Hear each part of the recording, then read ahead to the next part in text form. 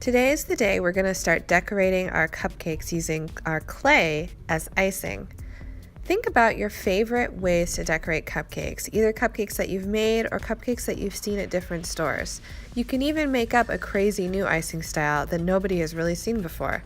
It's up to you because this is your cupcake.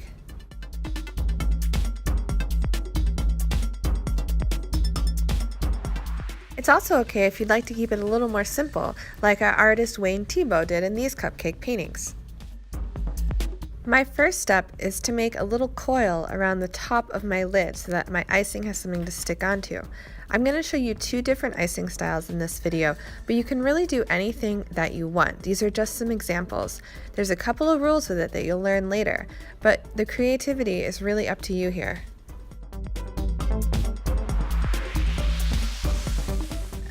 Now that I'm ready to attach my coil, I need to remember to follow my 4 S's of attaching clay: scoring, slipping, sticking, and smoothing to make sure that my clay does not fall apart in the kiln.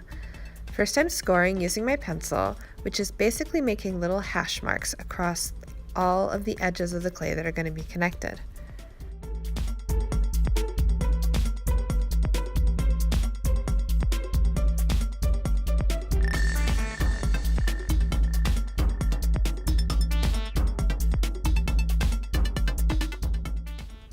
Next, I'm going to use my water as slip, which is basically clay glue, to really get those pieces stuck together.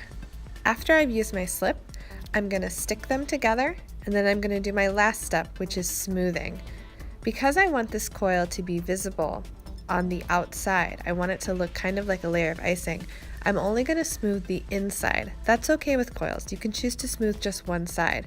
It's a little tricky though, and you might have to go back and carve out the line on the outside because it might get smoothed accidentally anyway.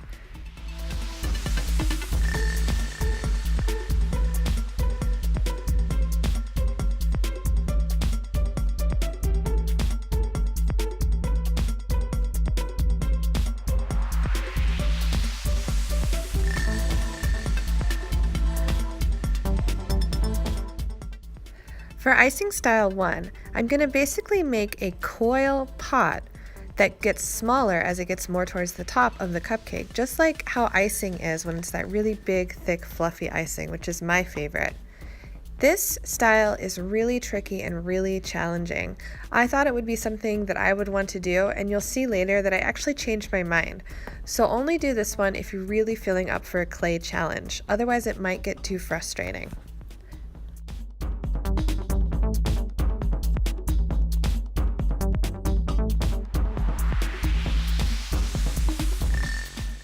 My first step here is to roll out another coil.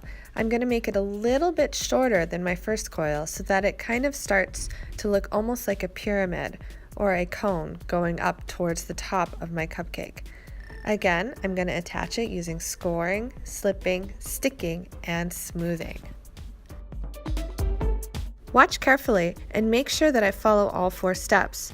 Also see if they do things differently this time than I have in other times. Sometimes while you're working with clay, you change your mind and you use different techniques in different ways.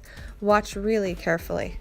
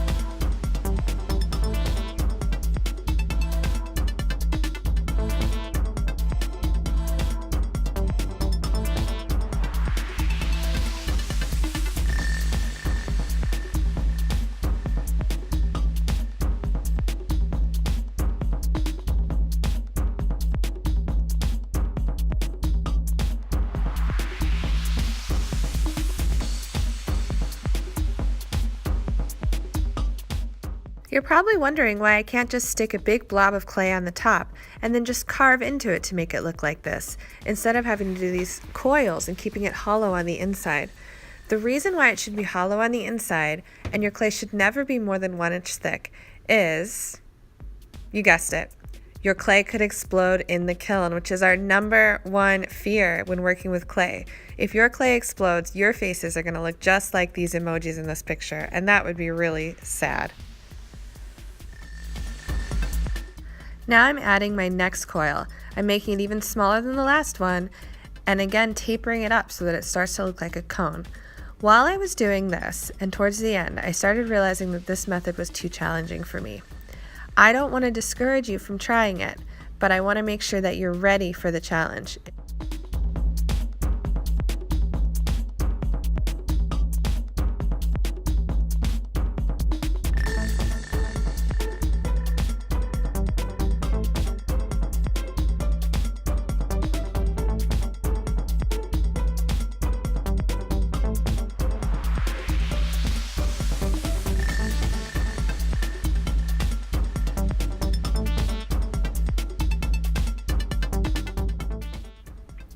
So I decided to go with Icing Style 2 for my cupcake.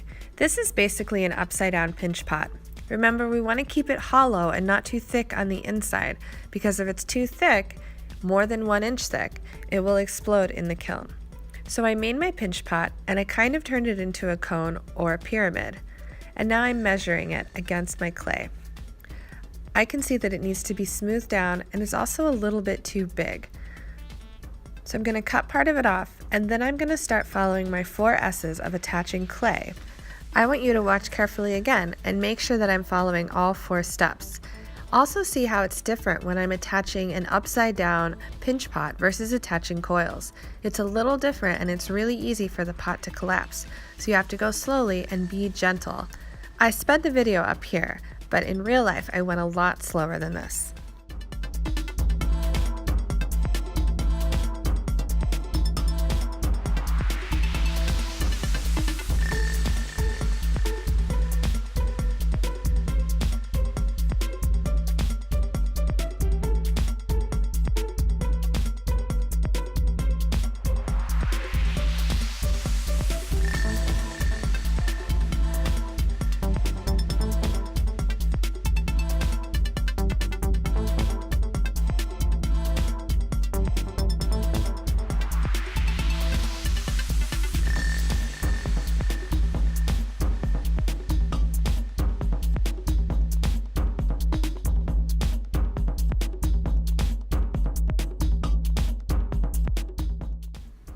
Next time, we're going to figure out how to add more details onto the top. You can either carve the clay out with this carving tool, which we'll use next time, or you can attach other little bits to it to make sprinkles or cherries or any other kind of decoration you want for your cupcake. I'm putting my top in the bag because remember, we're still working with it, so it needs to stay wet. Don't let it dry out. Now I'm going to put my bag carefully back on my board. Be careful that it doesn't go on top of anybody else's because you will accidentally smash their cupcake top. I hope you felt better about using clay than Alfie and Machka feel about having to share their cat tower. Thanks for watching, and stick around for next time.